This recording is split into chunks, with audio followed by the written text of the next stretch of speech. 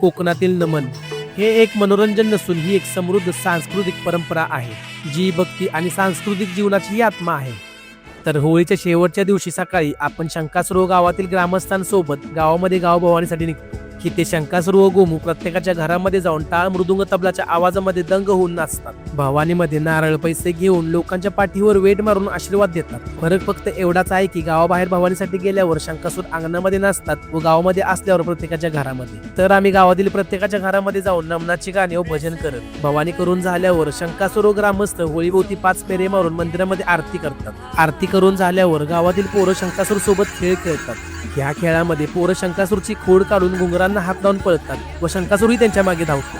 तर ही मज्जा फक्त कोकणात शिमग्यामध्येच पाहायला भेटते. खेळ खेळून झाल्यावर सायंकाळी गावातील सर्व लोक एकत्र येऊन होळी खेळतात, मजा मस्ती करतात व एकमेकांना कलर लावतात व लहान मुलांपासून वयस्कर लोकांपर्यंत सर्वजण एकत्र येऊन मनसोक्त नाचतात. होळी खेळून झाल्यावर गावातील पोरं पोरी भद्राच्या होमासाठी लाकडं जमा करून शेवटच्या होळीची तयारी करतात. यामध्ये लाकड, पाला व गवताचा समावेश असून सर्वजण शेवटची होळी उभी करतात व एका बाजूला नमनाच्या कार्यक्रमाची ही तयारी करतात. कोकणातील नमन ज्याला खेळे असेही म्हणतात, ही परंपरा पारंपरिक लोककला आणि धार्मिक विधी नाट्य परंपरा आहे जी प्रामुख्याने रत्नागिरी आणि सिंधुदुर्ग जिल्ह्यात होळी दरम्यान शिमग्या उत्सव साजरा केला जातो. यामध्ये गणपती, शारदा, कृष्णा अशा पौराणिक पात्राचे मुखवटे घालून मृदुंगाच्या तालावर भक्तिगीते आणि पौराणिक कथा सादर केल्या जातात. व नमन हे गावातील ग्रामदेवतेची किंवा गणपतीची आराधना करण्यासाठी रात्रीच्या वेळी आयोजित केली जाते आणि नमन देवतेला वंदन करणे याला जागर असेही म्हणतात. नमन झाल्यावर सर्वजण एकत्र येऊन पहाटे 4ला शेवटची होळी म्हणजे भद्राच्या होमाला पुजारी आग्नी देतात. होळी पेटवल्यावर देवीची पालखी होळीभोवती 5 फेरे मारून ग्रामस्थ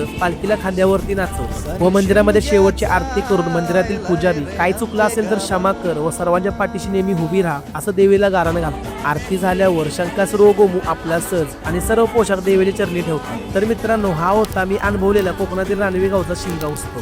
गावातील सर्व लोकांनी मी अनोळखी असल्याची या 4 दिवसात कधीच जाणीव करून दिली नाही व मला खूप प्रेम दिले. त्यासाठी रानवे गावच्या लोकांचं व प्रदीपमुळे हे सर्व शक्य झालं, म्हणून मनापासून धन्यवाद मित्रा. जर तुम्हालाही हे सर्व एपिसोड आवडले असतील तर एक लाईक आणि एक फॉलो नक्की करा. तर भेटूया एका नवीन सिरीज मध्ये.